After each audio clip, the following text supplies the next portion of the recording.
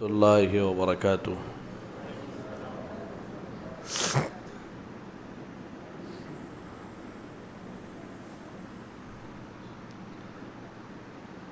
بسم اللہ الرحمن الرحیم وبہ نستعین الصلاة والسلام علی رسولہ الکریم وعلى آلہ واصحابہ ومن تبعہم بإحسان الی یوم الدین، اما بعد، اعوذ باللہ من الشیطان الرجیم، بسم اللہ الرحمن الرحیم، ثم اماتہ فاقبرہ، رب اشرح لی صدری ویسر لی امری واحلل عقدۃ من لسانی یفقہوا قولی، اللہم لا حول ولا قوة الا بک۔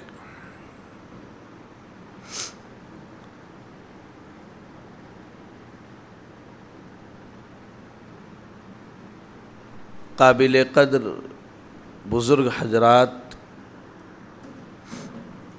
نوجوان ساتھیوں اور عزیز بچوں،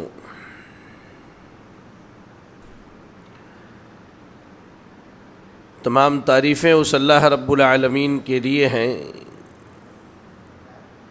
جس نے ہمیں اور آپ کو اپنے اتنے سارے بندوں میں نماز فجر کی باجماعت ادائیگی کی توفیق دی، جس پر اللہ کا جتنا بھی شکر کیا جائے کم ہے کم ہے کم ہے۔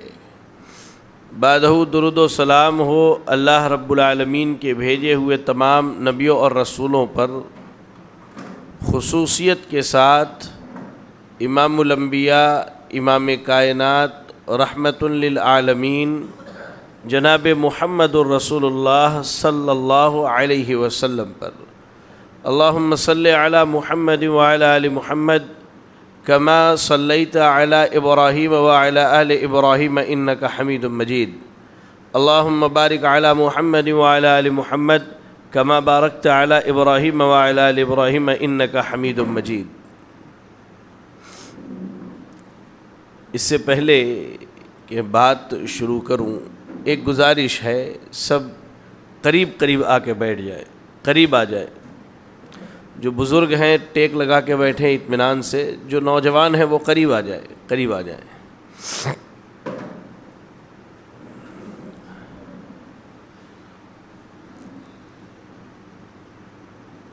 اللہ آپ سب سے راضی ہو جائے، آمین۔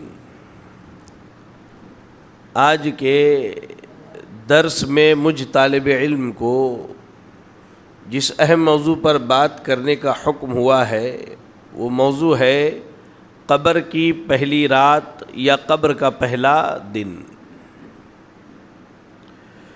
بنیادی طور پر ایک بات آپ یاد رکھیں، تمام انسانوں کو چار حالتوں سے ہو کر کے گزرنا ہے، یہ آپ سمجھ لیجئے۔ چار حالتیں ایسی ہیں جو انسانی زندگی میں آنے والی ہیں اور اس سے ہو کر کے گزرنا ہے۔ دو حالتوں کا تعلق دنیا سے ہے اور دو کا تعلق آخرت سے ہے۔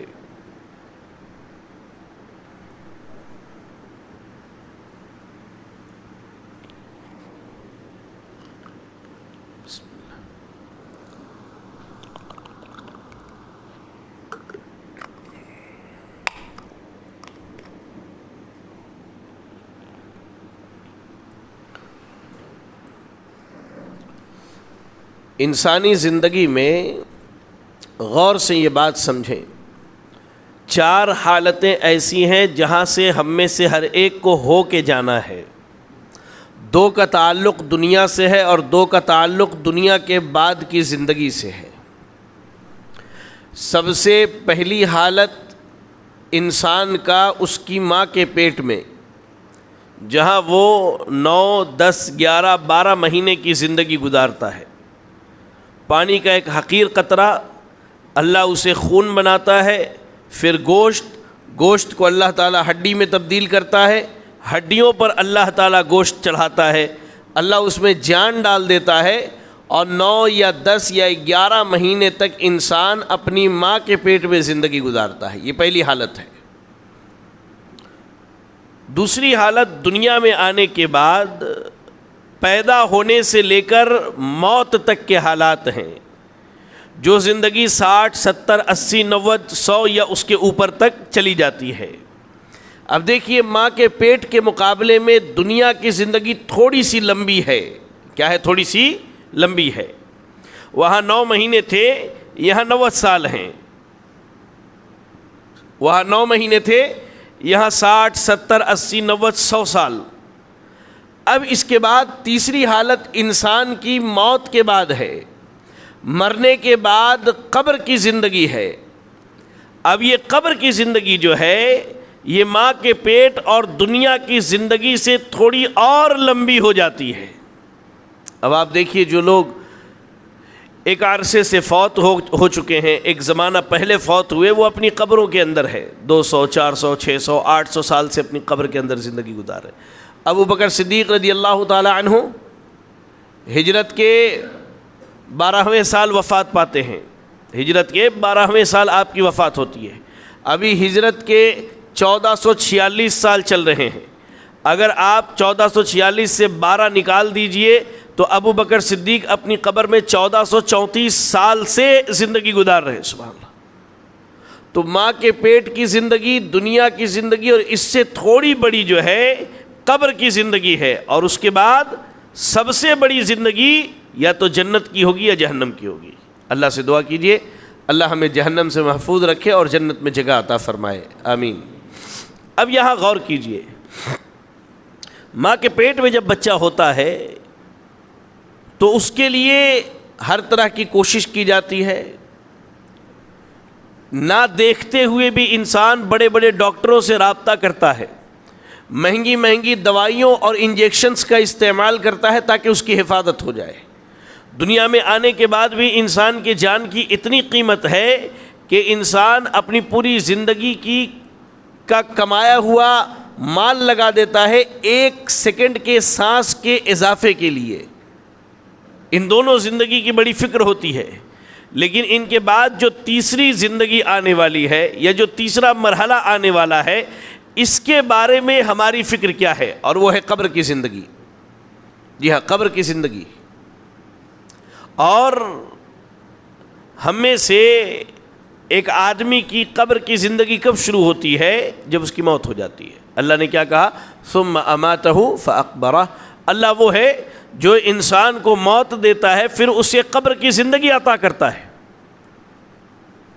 کل نفس ذائقۃ الموت، اللہ نے کہا جتنے نفوس ہیں ان سب کو مرنا ہے، اور موت شکل دیکھ کے نہیں آتی کہ ابھی جوان ہے تو اس کو جانے دیتے ہیں، فلاں آدمی بوڑھا ہو گیا ہے اس کی موت واقع ہو جائے تو بہتر ہے۔ نہیں، موت شکل دیکھ کے نہیں آتی۔ موت جوانوں کو، بزرگوں کو، بچوں کو، عورتوں کو، مردوں کو، سب کو اللہ نے جو وقت مقرر کیا اس وقت پر آنی ہے۔ ہم موت سے جتنا بھی بھاگ لیں، جتنی بھی کوشش کر لیں کہ ہمیں موت نہ آئے، یہ محال ہے۔ اللہ نے کیا کہا؟ اینما تکونوا یدرککم الموت ولو کنتم فی بروج مشیدہ۔ کہا کہ تم کہیں بھی چلے جاؤ، کسی پلر کے اندر بھی اگر چھپ گئے، موت اللہ نے وہاں مقرر کی ہے تو موت وہیں آئے گی۔ تو موت سے ہم میں سے کوئی چھٹکارا پانے والا نہیں ہے۔ اب جب موت آئے گی تو اس کے بعد وہ قبر کی زندگی ہے جسے برزخ کی زندگی کہی جاتی ہے۔ اور قبر کو ہم اور آپ کیا سمجھتے ہیں؟ ایک سوال ہے میرا کہ قبر کو ہم اور آپ کیا سمجھتے ہیں میرے بھائی؟ یہی سمجھتے ہیں کہ ایک 2.5 فٹ بائی 6 فٹ کا گڑھا ہے، مرنے کے بعد جو ہے اس میں دفن کر دیا جاتا ہے، لوگ لاش کو رکھتے ہیں، اس کے اوپر مٹی وغیرہ ڈال کے اس کو بند کر دیتے ہیں، ہم یہی سمجھتے ہیں نا؟ یاد رکھیں، قبر کے بارے میں جو حدیثیں ملتی ہیں ان میں سے 2 باتیں صرف آپ کو بتاؤں گا۔ پہلی بات، عثمان ابن عفان رضی اللہ تعالی عنہ بڑے مشہور صحابی ہیں، خلفائے راشدین میں سے تیسرے خلیفہ ہیں، اللہ کے نبی کے دوہرے داماد ہیں، اور اللہ کے نبی نے ان کو دنیا میں جنت کی خوشخبری دی ہے کہ عثمان جنت میں جانے والے ہیں۔ عثمان ابن عفان رضی اللہ تعالی عنہ کے غلام ہیں جن کا نام ہے ہانی، ہانی بیان کرتے ہیں کہ میں نے ایک دن امیر المومنین عثمان ابن عفان رضی اللہ تعالی عنہ سے کہا، اے امیر المؤمنین، آپ کے سامنے جنت کا تذکرہ ہوتا ہے، آپ کے سامنے جہنم کا ذکر ہوتا ہے، آپ اتنا نہیں روتے ہیں، لیکن اگر آپ کے سامنے قبر کا ذکر ہو جائے، قبر کی زندگی کا ذکر ہو جائے، یا کسی قبر سے آپ کبھی گزر گئے تو آپ کو دیکھتے ہیں کہ آپ بہت زیادہ روتے ہیں۔ ہماری زندگی میں پتہ نہیں یہ دن کب آئے گا کہ ہم بھی قبرستان جائیں اور قبروں کو دیکھیں تو ہمارے دل نرم ہو جائے اور ہمارے آنکھ سے آنسو جاری ہو جائے۔ پتہ نہیں ہم آخری مرتبہ قبر کے عذاب کے ڈر سے اللہ کے سامنے کب روئے تھے، ہم میں سے کسی کو نہیں معلوم ہے۔ سیدنا عثمان کہتے ہیں کہ ہاں، میں نے اللہ کے نبی کو فرماتے ہوئے سنا ہے، ان القبر اول منازل الآخرہ۔ ایک آدمی جب دنیا چھوڑ کے آخرت کے سفر پہ نکلتا ہے تو اس کی پہلی منزل، پہلا پڑاؤ اس کی قبر ہے۔ اگر قبر میں اس کے لیے آسانی ہو گئی تو آگے جو معاملات آئیں گے، یعنی میدان محشر میں کھڑا ہونا، میدان محشر میں کھڑا ہونا، پل صراط کا پار کرنا، جنت کا داخلہ، محشر میں حساب و کتاب، کہا کہ اگر قبر میں آسانی ہو گئی تو آگے اور آسانی ہوگی، لیکن اگر قبر میں مشکلات اس کے بڑھ گئے، وہ اللہ کے فرشتوں کے سوالوں کا جواب نہیں دے پایا، تو کہا کہ آگے جو منزل آنے والی ہے، اللہ کے سامنے محشر میں کھڑا ہونا، نامہ اعمال کا دیا جانا، پل صراط کا پار کرنا، جنت کا داخلہ، کہا کہ یہ ساری چیزیں اور بھی اس کے لیے مشکل بن جائیں گی۔ یہ قبر کوئی عام جگہ نہیں ہے۔ ایک صحابی ہیں، ذرا دھیان سے سنیں، سعد ابن معاذ رضی اللہ تعالی عنہ، جن کے موت کی خبر اللہ کے نبی کے پاس جبریل علیہ السلام لے کر کے آئے۔ سعد ابن معاذ کی موت کی خبر اللہ کے نبی کے پاس جبریل علیہ السلام لے کر کے آئے، اور جب سعد ابن معاذ کی موت ہوئی تھی تو اللہ رب العالمین کا عرش جو ہے ہل گیا تھا۔ ان کی نماز جنازہ میں 70,000 فرشتے شریک ہوئے تھے۔ ایسا جنازہ آسمان نے اس سے پہلے نہیں دیکھا تھا کبھی بھی۔ غور کیجئے، موت کی خبر جبریل لے کے آتے ہیں، اللہ کا عرش ہل جاتا ہے ان کی وفات پر، 70,000 فرشتے ان کی نماز جنازہ میں شریک ہوتے ہیں۔ سیدہ عائشہ رضی اللہ تعالی عنہا کہتی ہیں کہ اگر قبر میں ڈالے جانے کے بعد قبر کے دبانے سے اگر کوئی بچ جاتا تو سعد ابن معاذ بچ جاتے، لیکن جب انہیں بھی قبر میں ڈالا گیا، لقد ضم ضمتن، کہا کہ قبر نے سعد ابن معاذ کو دبایا۔ اللہ اکبر! یہ قبر کوئی عام جگہ نہیں ہے۔ قبر میں جب بندہ ڈالا جاتا ہے تو اس کی قبر اسے دباتی ہے، یہاں تک کہ حدیث کے الفاظ ہیں کہ اس کی یہ پسلیاں جو ہیں ادھر اور ادھر کی پسلیاں آنکھوں ایسے مل جاتی، ایسے مل جاتی۔ سبحان، کہا سعد ابن معاذ کو دبایا اور اس کے بعد پھر اللہ رب العالمین کے حکم سے کشادگی کر دی گئی۔ سوچئے، سعد ابن معاذ، اللہ کے نبی نے دنیا میں جنت کی خوشخبری دی ہے، اتنے عظیم صحابی، ان کی نماز جنازہ میں 70,000 فرشتے شریک ہوتے ہیں، اس کے باوجود جب انہیں قبر کے اندر ڈالا جاتا ہے تو قبر جو ہے انہیں دباتی ہے۔ ہمارے اور آپ کے ایمان کی بنیاد پر آپ کو کیا لگتا ہے کہ ہمارے ساتھ قبر میں کیسا معاملہ ہوگا؟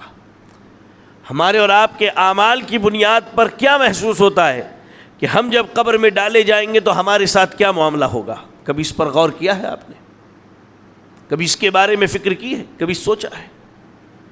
قبر کی زندگی اور قبر کے معاملات یہ بڑے بھیانک ہونے والے ہیں۔ اس تعلق سے میں آپ کو ایک لمبی حدیث کا مفہوم بیان کرتا ہوں، اصل موضوع اسی حدیث کے اندر چھپی ہوئی ہے۔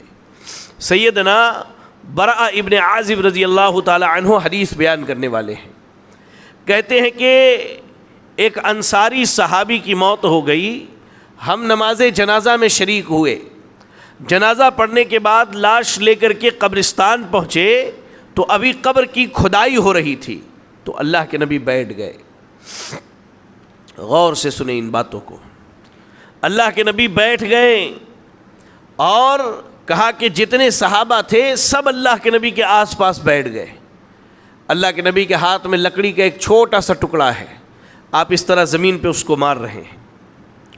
اس کے بعد آپ نے چہرہ مبارک کو اٹھایا، صحابہ دیکھتے ہیں کہ اللہ کے نبی کے آنکھوں سے آنسو جاری ہیں، اور آپ اپنے صحابہ سے کہتے ہیں لِمِثْلِ هَذَا یا اخوانی فَأَعِدُّوا، اے میرے بھائیوں قبر کی آنے والی زندگی کی تم تیاری کر لو۔ میں آپ کا دینی بھائی ہوں، آپ بزرگوں سے، نوجوانوں سے اور اپنے بچوں سے کہتا ہوں لِمِثْلِ هَذَا یا اخوانی فَأَعِدُّوا، اے میرے بزرگوں، اے میرے نوجوانوں، اے میرے عزیز بچوں، اپنے قبر کی زندگی کی تیاری کر لو۔ ہم میں سے ہر ایک کو اس زندگی میں داخل ہونا ہے، ہر ایک کو جانا ہے۔ اللہ کے نبی نے کہا کہ اے میرے اصحاب، اے میرے بھائیوں، قبر کی زندگی کی تیاری کر لو، اس لیے کہ ہم میں سے ہر آدمی کو مرنے کے بعد قبر کی زندگی میں آنا ہے۔ اس کے بعد آپ نے بیان کرنا شروع کیا کہ ایک ایمان والے بندے کی موت ہوتی ہے تو اس کی حالت، اور ایک بے ایمان آدمی، مشرک، منافق، کافر کی موت ہوتی ہے اس کی حالت، دونوں کی حالت میں کیا فرق ہے؟ اللہ کے نبی نے اس چیز کو بیان کیا۔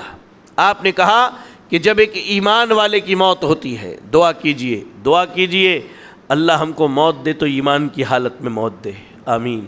کہا کہ ایک ایمان والے بندے کی جب موت ہوتی ہے تو اللہ رب العالمین کے حکم سے، غور سے سنیں یہ معاملہ ہم میں سے ہر ایک کے ساتھ ہونے والا ہے، کہا کہ جب ایک ایمان والے بندے کی موت ہوتی ہے تو اللہ رب العالمین کے حکم سے آسماں سے دو فرشتے آتے ہیں، دونوں کے ہاتھ میں ایک کپڑا ہوتا ہے، جنت کا کپڑا، اور دنیا میں پائی جانے والی خوشبوؤں میں سب سے بہترین اور اعلیٰ قسم کی خوشبو ہوتی ہے، یہ لے کر کے آتے ہیں اور مرنے والے کے سر کے پاس یا اس کے قریب بیٹھ جاتے ہیں۔ یہ دو فرشتے آ کے بیٹھ جاتے اس کے پاس، جہاں تک اس کی نگاہ جاتی ہے یہ فرشتے اسے نظر آتے ہیں۔ کہا اس کے بعد اللہ کے حکم سے لوگوں کی روح نکالنے پر جو فرشتہ مامور ہے جسے ملک الموت کہا جاتا ہے، کہا کہ اس کے بعد ملک الموت آتے ہیں، آنے کے بعد اس آدمی کے پاس بیٹھ جاتے ہیں اور بیٹھ کر کے کہتے ہیں اے نفس، اے انسان کی روح جس سے اللہ راضی ہے، تو نکل جا اور چل اپنے رب کی طرف۔ کہتے ہیں کہ ملک الموت کا اتنا کہنا ہوتا ہے کہ اللہ رب العالمین کے حکم سے اس آدمی کے جسم سے روح بالکل آسانی سے نکل جاتی ہے، بالکل آسانی سے۔ کتنی آسانی سے؟ آپ پانی پیتے ہیں گلاس میں، پانی کا آخری قطرہ جب بچ جاتا ہے، آپ ایسے گلاس کو انڈیلیں تو وہ آہستہ سے سرک کے نیچے چلا آتا ہے، ایسے ہی اس کے جسم سے روح بالکل آسانی سے نکل جاتی ہے بغیر کسی دقت و پریشانی کے۔ اور کہا جیسے اس کی روح نکلتی ہے دونوں فرشتے جھپٹ کے اس کی روح کو پکڑتے ہیں، جنت کی خوشبو لگاتے ہیں اور جنت کے کپڑے میں اس کی روح کو لپیٹ کر لے کر کے آسمانوں کی طرف بڑھتے ہیں۔ پہلے آسمان پر پہنچتے ہیں، پوچھا جاتا ہے کون ہے، ماں باپ نے جو اچھا نام رکھا ہے وہ نام بتلایا جاتا ہے، یہ فلاں کی روح ہے، کہا جاتا ہے ہاں ٹھیک ہے، اس کے لیے آسمان کے دروازے کھول دیے جاتے ہیں۔ دوسرا، تیسرا، چوتھا، پانچواں، چھٹا، ساتویں آسمان پہ پہنچتا ہے۔ اس کے بعد فرشتے لے کر اس کی روح کو اللہ کے حضور پہنچتے ہیں۔ اللہ رب العالمین کہتا ہے میرے بندے کی روح کو علیین میں لکھ دو یا علیین میں رکھ دو، تو اس کی روح علیین میں لکھ دی جاتی ہے۔ علیین ایسی جگہ جہاں نیک لوگوں کی روحیں لکھی جاتی ہے، یہاں لکھ دی گئی۔ اب اللہ کے حکم سے اس کے جسم میں روح کو دوبارہ لوٹایا جاتا ہے، کہاں؟ اس کی قبر میں۔ گھر والے اس کے قبر میں دفن کرتے ہیں، اللہ کے حکم سے اس کے جسم میں روح کو لوٹا دی جاتی ہے۔ دو فرشتے آتے ہیں، کہا انتہائی خوبصورت شکل میں، انتہائی خوبصورت شکل میں دو فرشتے آتے ہیں، آ کے اسے بٹھاتے ہیں۔ اس سے پہلا سوال پوچھتے ہیں من ربک، تمہارا رب کون ہے؟ فرشتے نہیں پوچھتے تمہارا پیر کون تھا، تمہارا مرشد کون تھا، کس بزرگ کے ہاتھ پر تم بیعت کر کے آئے تھے، کون سے مسلک کو مانتے تھے، فرشتے پہلا سوال پوچھتے ہیں من ربک، تمہارا رب کون ہے؟ کہتا ہے ربی اللہ، میرا رب اللہ ہے۔ دوسرا سوال ما دینک، تمہارا دین کیا ہے؟ کہتا ہے دین الاسلام، میرا دین دین اسلام ہے۔ اور تیسرا سوال من نبیک، یا اس شخص کے بارے میں تمہاری کیا رائے ہے جو تمہارے درمیان بھیجا گیا؟ کہتا ہے کہ میرے نبی محمد رسول اللہ صلی اللہ علیہ وسلم ہے۔ جب یہ فرشتوں کے تینوں سوالوں کا جواب دے لیتا ہے تو فرشتے اس سے ایک چوتھا سوال پوچھتے ہیں، تمہیں کیسے پتہ چلا کہ تمہارا رب اللہ ہے، تمہارا دین اسلام ہے اور تمہارے نبی محمد صلی اللہ علیہ وسلم ہے؟ یہ چوتھا سوال اس سے پوچھا جاتا ہے۔ یہ کہتا ہے تلوت کتاب اللہ ودریت، کہتا ہے میں نے اللہ کے قرآن کی تلاوت کی اور اس میں غور و فکر کیا، تب مجھے پتہ چلا کہ میرا رب اللہ ہے، میرا دین اسلام ہے اور میرے نبی محمد صلی اللہ علیہ وسلم۔ اس لیے آپ جس زبان کے جاننے والے، اگر اردو جانتے ہیں اردو، تیلگو جانتے ہیں تیلگو، اپنی اس زبان میں قرآن کو ترجمے کے ساتھ پڑھ کے سمجھنے کی کوشش کریں، کیونکہ قرآن سمجھ کے دنیا سے جائیں گے قبر کے سوالوں کا جواب دے پائیں گے۔ کہا کہ جب یہ بات انسان کہتا ہے کہ میں نے اللہ کی کتاب کی تلاوت کی، اس میں غور و فکر کیا، تو یہ بات معلوم ہوئی آسماں سے اللہ تعالیٰ اعلان کرتا ہے قد صدق عبدی، میرے بندے نے سچ کہا ہے، اس نے قرآن میں غور کیا، اس لیے اسے ان سوالوں کا جواب معلوم ہے۔ اس کے بعد اللہ حکم دیتا ہے کہ میرے بندے کے لیے جنت کا بچھونا بچھا دیا جائے۔ فرشتے اسے سب سے پہلے جہنم دکھاتے ہیں، فرشتے اسے پہلے جہنم دکھاتے ہیں اور کہتے ہیں کہ یہ جہنم تمہارا ٹھکانہ ہونے والا تھا، لیکن اللہ کے فضل نے اللہ کا فضل تم تک پہنچا، اللہ کا تم پر احسان ہے، تمہارا ٹھکانہ جنت ہونے والا ہے۔ جنت کے بستر کو بچھا دیا جاتا ہے، اس پر اسے لٹا دیتے ہیں، جنت کی کھڑکی کھول دی جاتی اس کی قبر میں، اور اس کے بعد یہ دونوں فرشتے چلے جاتے ہیں۔ اب یہ دونوں فرشتے گئے، تھوڑی ہی دیر میں ایک خوبصورت نوجوان اس کی قبر میں آتا ہے، ایک خوبصورت نوجوان اس کی قبر میں آتا ہے۔ آنے کے بعد کہتا ہے تمہیں جنت اور جنت کی نعمتیں مبارک ہو۔ یہ آدمی پریشان ہو کے کہتا ہے کہ بھائی تم کون ہو، میری قبر میں تمہارا کیا کام ہے؟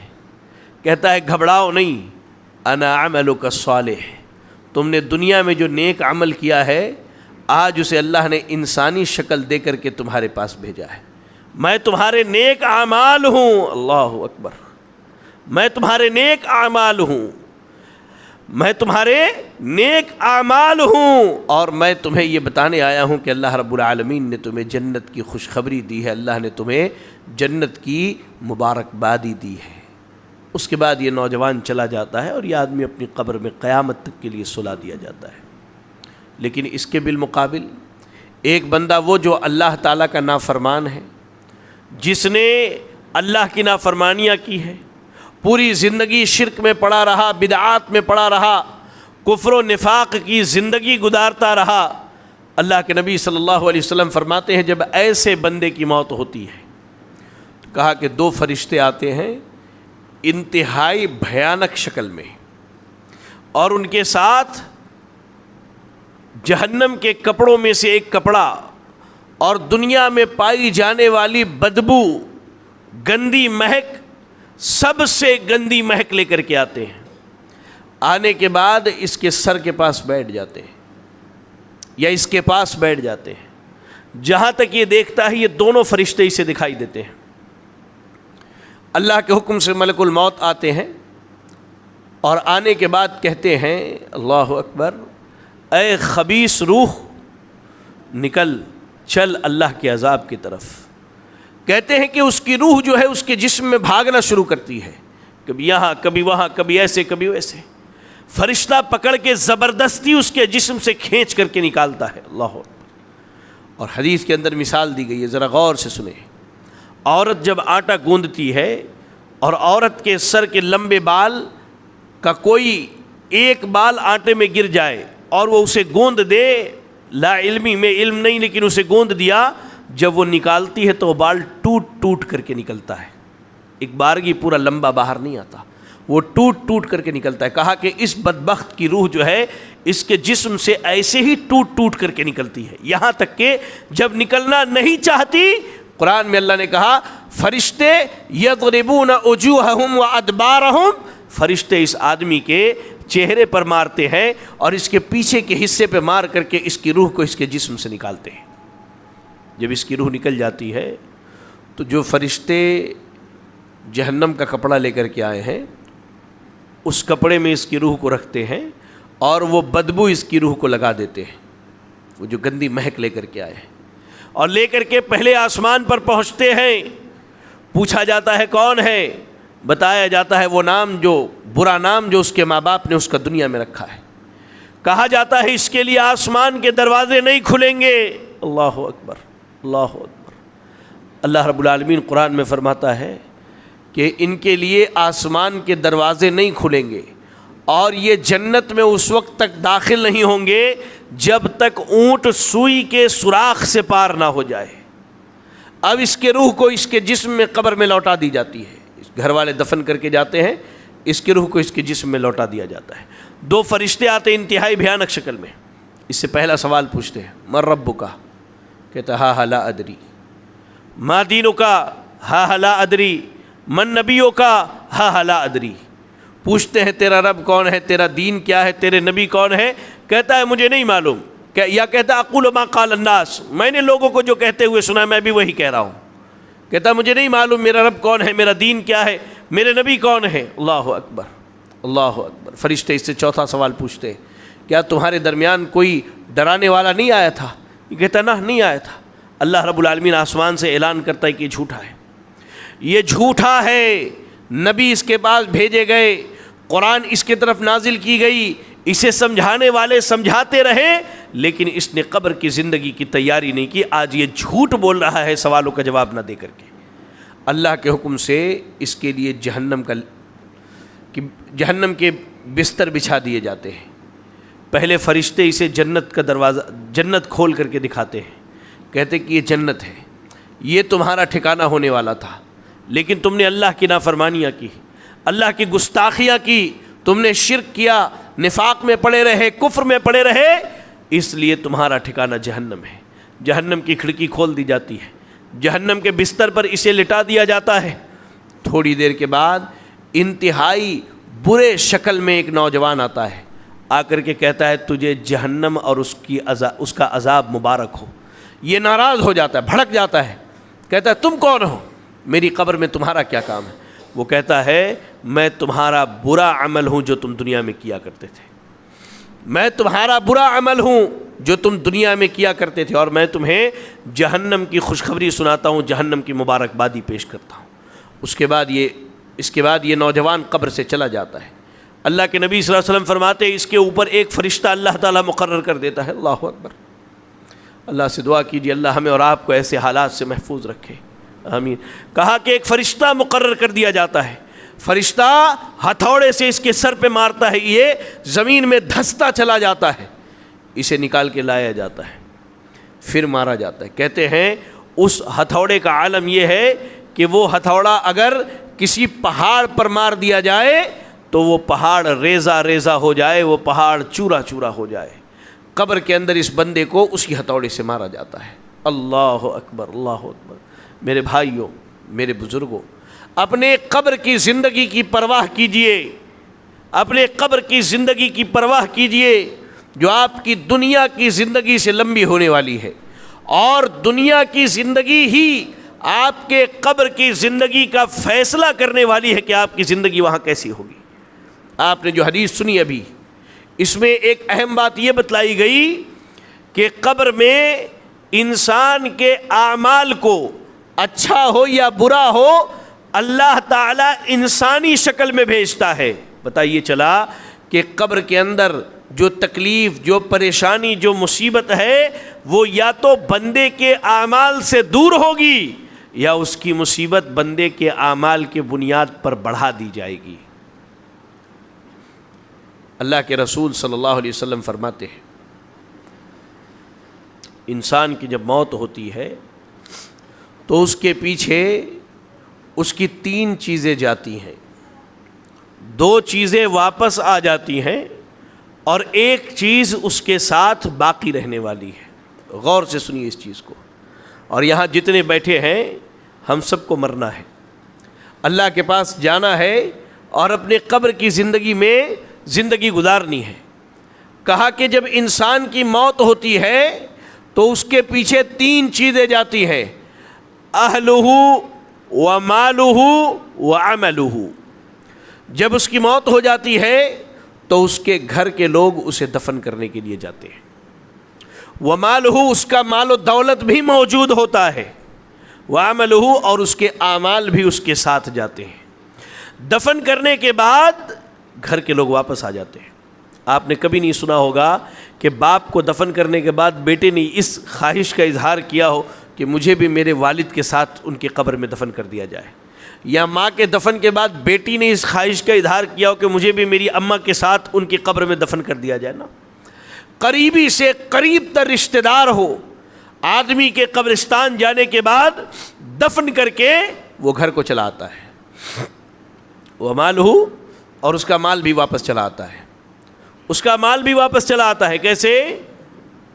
جتنا بھی مالدار آدمی ہو جائے وہ اپنے قبر میں اپنے ساتھ اپنی محنت کی کمائی کا 1 پائی اور 1 پیسہ لے کر کے نہیں جاتا ہے۔ آپ نے کبھی سنا ہے کہ کسی ارب پتی آدمی کو جب دفن کیا گیا تو اس کے ساتھ اس کے مال و دولت کو بھی دفن کر دیا گیا؟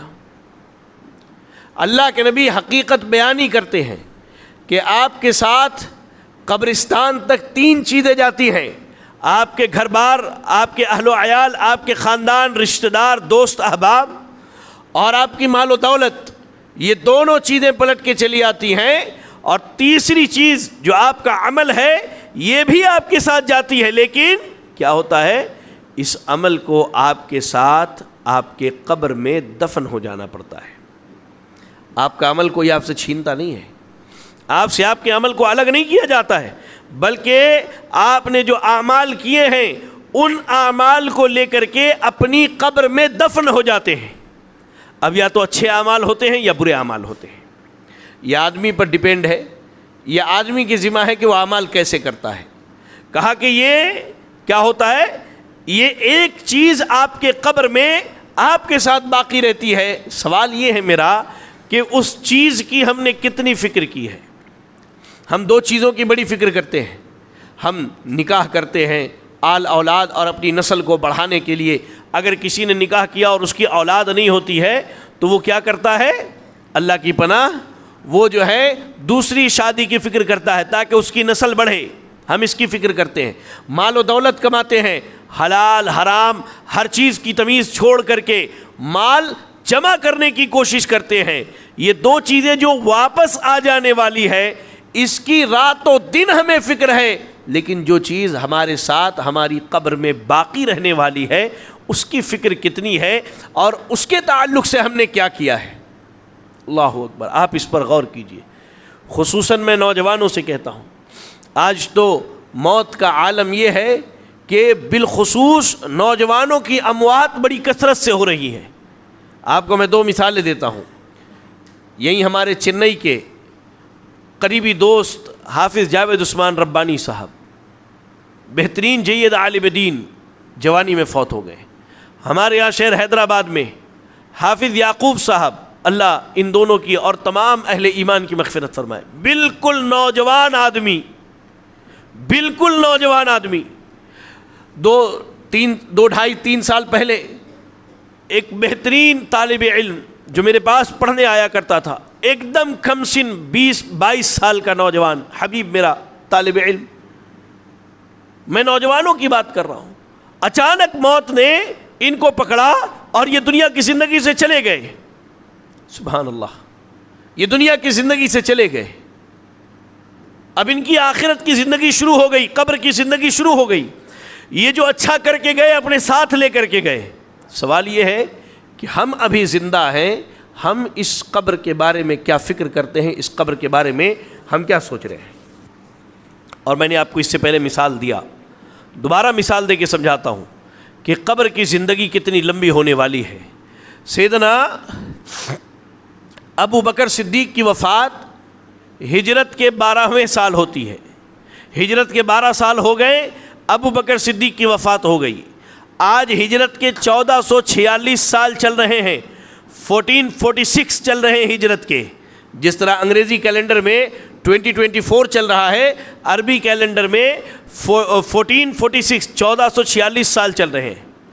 1446 سے اگر 12 نکال دیجئے، ابو بکر صدیق 1434 ایئر سے 1434 سال سے اپنی قبر میں ہیں.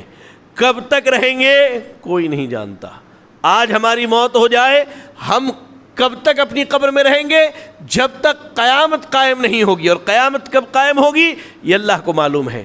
دنیا کی زندگی کی اتنی فکر کرتے ہیں، دنیا کی زندگی کی اتنی فکر کرتے ہیں، ہر کام کرنے کی کوشش کرتے ہیں جس سے دنیا کی زندگی میں آسانی ہو جائے، آپ کے لیے، آپ کے بچوں کے لیے، آپ کی بیویوں کے لیے، ماں باپ کے لیے.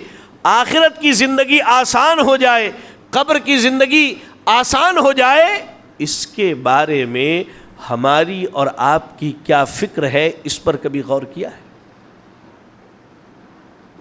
اور یاد رکھیں، میں اپنی بات کو دہراؤں، قبر میں آپ مال، دولت، زمین، جائیداد کچھ بھی لے کر کے نہیں جائیں گے، کچھ بھی لے کر کے نہیں جائیں گے. آپ کا عمل قبر میں آپ کا ساتھی ہوگا.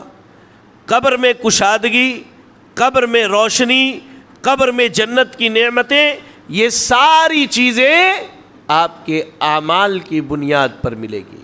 اللہ نے قرآن میں ہماری اور آپ کی حالت بیان کرتے ہوئے کہا، اقترب للناس حسابهم وهم فی غفلۃ معرضون، کہ لوگوں کے حساب کا وقت قریب آ گیا لیکن لوگ غفلت کی زندگی گزار رہے ہیں. ہم اپنے کاندھے پر لے جا کر کے اپنے رشتہ داروں کو دفن کر کے آتے ہیں، اور دفن کر کے آنے کے بعد وہی جھوٹ بولنا، وہی دھوکہ دینا، وہی جو ہے حرام حلال کی تمیز چھوڑ دینا، وہی نمازوں کو چھوڑ کر کے لاپرواہی کی زندگی گزارنا، ایسا جیسے ہم کو قبر میں جانا ہی نہیں ہے. حالانکہ یہ حقیقت ہے کہ ایک وقت کے بعد ہمیں بھی قبر میں جانا ہے. اس لیے میرے بھائیوں، میرے نوجوانوں، میرے بزرگوں، اللہ کے واسطے اپنی قبر کی زندگی کی فکر کریں، جو زندگی موت کے ساتھ شروع ہوگی اور قیامت جب تک قائم نہیں ہوگی تب تک آپ کو اپنی قبر میں رہنا ہے. اللہ سے دعا کرتا ہوں کہ اللہ رب العالمین ہمیں اور آپ کو قبر کی زندگی میں آسانیاں نصیب فرمائے. اللہ تعالی ہمیں اور آپ کو اس دنیا میں رہ کر قبر اور آخرت کی تیاری کی توفیق عطا فرمائے. اللہ تعالی ہمیں اور آپ کو ان اعمال کی توفیق دے جو جنت میں لے جانے والی اور جنت سے قریب کرنے والی ہیں، اور اللہ تعالیٰ ان اعمال سے بچنے کی توفیق دے جو جہنم سے قریب کرنے والی یا جہنم میں لے جانے والی ہیں. الہ العالمین ہم میں جو پریشان حال ہیں اللہ ان کی پریشانیوں کو دور فرما دے. اللہ جو بیمار ہیں انہیں شفائے کاملہ عاجلہ عطا فرما دے. اللہ جو مقروض ہیں انہیں قرض کی ادائیگی کی توفیق عطا فرما دے. اللہ تو جب تک دنیا میں زندہ رکھ، دین اسلام پر زندہ رکھ، اور ہمارا خاتمہ ہو تو ایمان و اسلام کی حالت میں ہو. آمین. وآخر دعوانا ان الحمد للہ رب العالمین. جزاکم اللہ خیرا. السلام علیکم ورحمۃ اللہ وبرکاتہ.